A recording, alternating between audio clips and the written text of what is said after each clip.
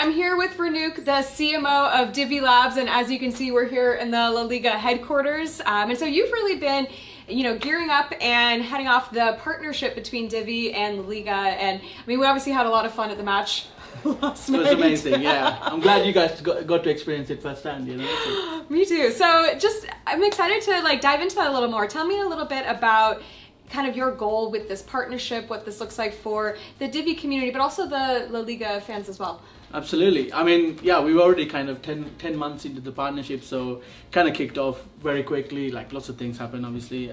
So we started with our launch in Madrid, then we went over to Dubai to launch it in our regions, as the regional wallet of MENA and Southeast Asia and China.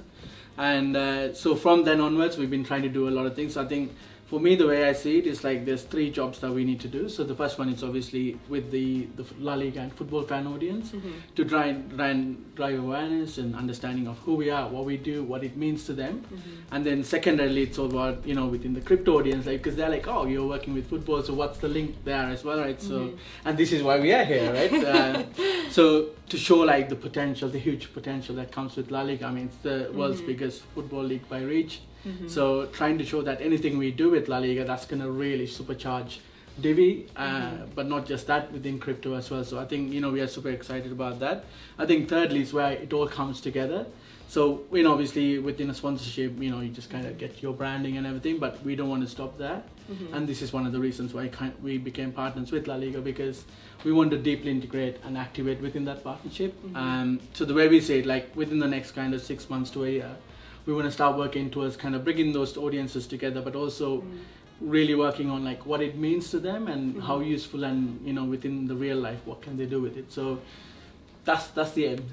No, that's a perfect segue, because I wanted to talk a little bit about the fan experience as well. So you're talking about being able to integrate and use in their real life. What could that potentially look like? What's kind of the goal, the dream with that? Absolutely. I mean, even for me, I'm coming from not a fully crypto background, so I kind of, the first question is for people what does it mean to me, because you get a lot of crypto, right? Okay, what do you do with it after that? So I think being in football, that's why we wanted to get you to really kind of understand the passion and what it means to people, right? You saw it. I mean, oh yeah. So I told you it's literally it's so loud, it's deafening, right? So that's how much it means to them. So we really want to take that from there and then say, right, you're going to the football match week in, week out.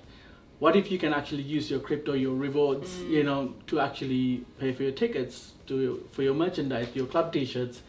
That actually goes a long way then, right? So you're not only just giving them something that's of value and you can actually hold it securely, but also at the same time that you can use in real life. So that's where we want to take it. Loyalty 2.0. There you go. So the World Cup is happening in Qatar this year, which is in the region that you guys are working within. Is Divi gonna be there? What's the plan? Absolutely. I don't know if Nick gave some away, but so basically, absolutely, it's one of our key regions. So in Dubai last year, we tested out a few things where we can actually pay with Divi in bars and stuff. So we definitely want to take that a step further, make it a bit bigger. So definitely watch this space, and we will share some stuff soon. Awesome. Well, thank you, Ranuk, so much for joining me and for having this chat. Perfect. Thank you. Hey guys, I'm here with Divi, and we've got Nick, the co-founder of Divi and the CEO of Divi Labs. And so Divi's been around since 2017, which is a long time in the crypto world. So as a co-founder, what was really your vision with starting the Divi project, and how has that shifted and changed throughout the years, and what is really the goal of Divi right now? I mean, the philosophy's pretty much stayed the same the whole time. Making crypto as simplistic as possible and accessible as possible to as many people as possible, which is a pretty high level thing, Right, yeah. I think made easy is probably the most overused marketing term in the world, right? Maybe. But in crypto, I think it means more because it is so complex, and it still is rife with a lot of complexity.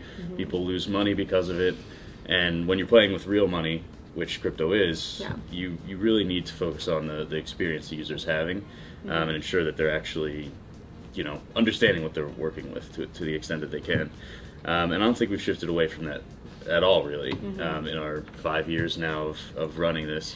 And we'll continue to build things that hopefully generate mass adoption for cryptocurrency. So to your point that crypto made easy is kind of a bit of a hype word in the sense that a lot of people use it. Like, how is what Divi's doing different than a lot of other projects that are also trying to make crypto easy?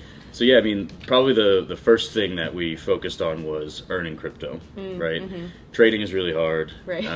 It can be done. You can learn it for sure. Don't try this at home, kids. Yeah. Mining is really, really competitive now and right. extremely expensive to get into. We are, of course, a staking coin.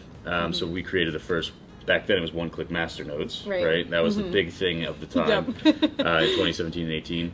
And of course later we made basically one-click staking from your mobile device, which no one has still really implemented. True staking. We see like the word staking a lot, I think, but actually consensus-based staking we're not seeing from a mobile device other than Divi.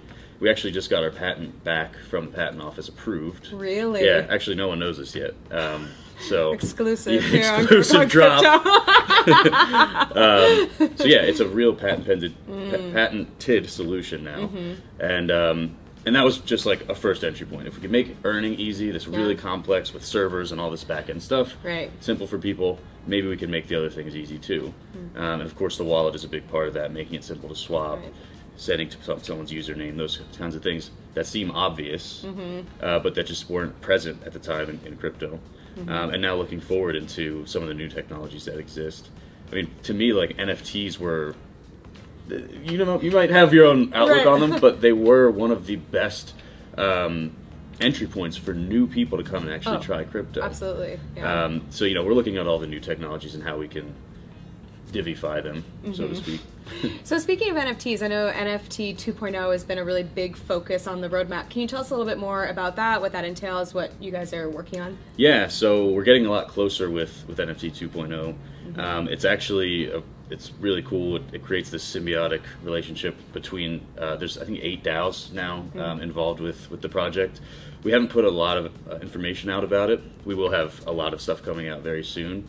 The biggest issue with NFTs, and I think we've all seen this, is liquidity, right? Yes. Yeah. Yes. I mean, it's become a meme, like they're illiquid JPEGs, right? It's the whole thing. And of course, like JPEGs aren't the only thing that NFTs can be applied to, but in general, that's what most people associate them with. We, with NFT 2.0, enable people to basically attach intrinsic value to their NFTs. And without getting too deep into the technical, I know this is a short interview, essentially it creates a liquidity protocol for your NFTs, whether you own them already or you want to make new ones.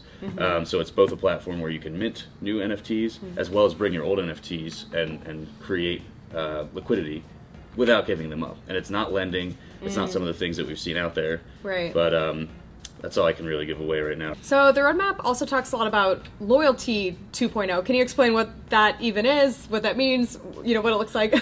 So, we talked about obviously JPEGs being one of the NFT applications. I think there's a lot more that can be done with NFTs, one of which is loyalty. So loyalty is a pretty standard thing that we're all used to. You probably have points from 100 different cards and Marriott and American Express and all these things, Starbucks. And Starbucks actually just is starting to implement some NFT things. Our concept is a little bit different, where essentially I believe that if we can become the NFT, what's the only non-fungible thing in the world? It's you, right? It's you as a human being. Interesting. So if we start to tokenize ourselves, then we can transition across all of these different loyalty programs without them even having business relationships with one another. And that's kind of how I envision it. Maybe that turns into an identity thing later down the road or whatever. You could attach health metadata and things like that. Which is a huge topic, it's too. It's a huge thing. And I mean, my mom's in healthcare, and I know that industry is heavily regulated. Like, that's going to be something to penetrate that is a whole different business, basically. Good luck to the people attempting it. And I know it'll happen one day. But for now, I think loyalty is something that businesses understand. If there's a real business case there for blockchain, crypto, NFTs, and Web3, that can be quickly and easily implemented using technologies that basically already exist. So yeah, I mean, that's the high level. So you see Divi as being almost like the technology or the infrastructure to allow these companies to create their own royalty programs on top of? Is that? Yeah, I mean, the concept is like, you have all of these points, right, as Leah, right? And some programs allow you to, like American Express allows you to move some of your points to like Emirates or to other programs so you can use them. But a lot of, like Starbucks, you can't turn your Starbucks points into a concert ticket. No. Right?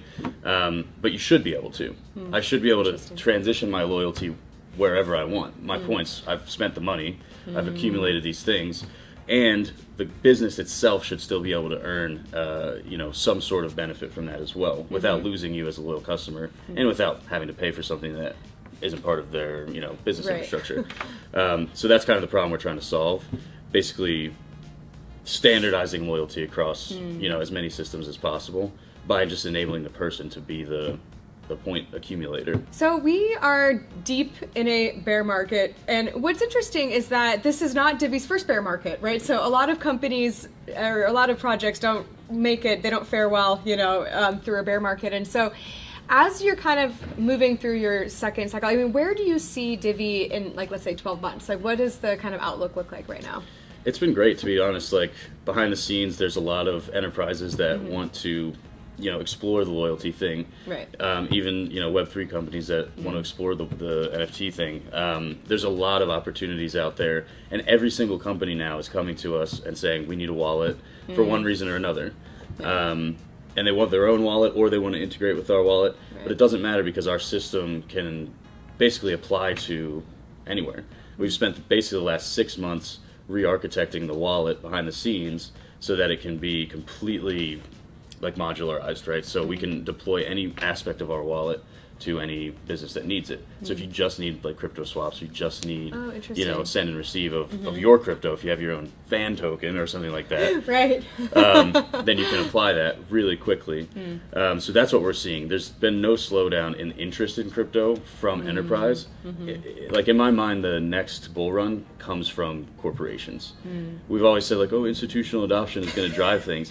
Right. Well, it's not really, right? Institutions are adopting it heavily. Yeah. BlackRock is in now. I think Fidelity's creating a product. Goldman's been in and out here and there. Do we see any effect from that? No, because they're just playing the same games they've always played.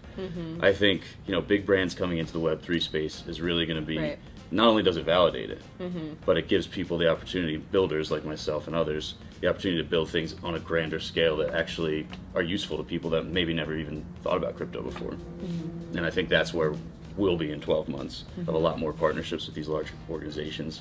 And we'll be building things that people don't even realize they're using crypto, right? That's the dream, right? That is the dream. That is the dream. So if someone's watching this and they want to check out Divi, learn more about you guys, follow along with what you're doing, maybe join the community, get involved, where's really the next best place for them to go? Yeah, I mean, the Discord is, of course, open and free. That's just discord.gg/Divi Project. Pretty much all the social medias are just Divi Project. And of course, Divi Wallet has its own Twitter as well. It's just @Divi Wallet. Community's super open and inviting, and support is 24/7. Everybody's just hanging out, wanting to have a good time. Awesome. Well, thank you so much, Nick. Appreciate it. Thank you.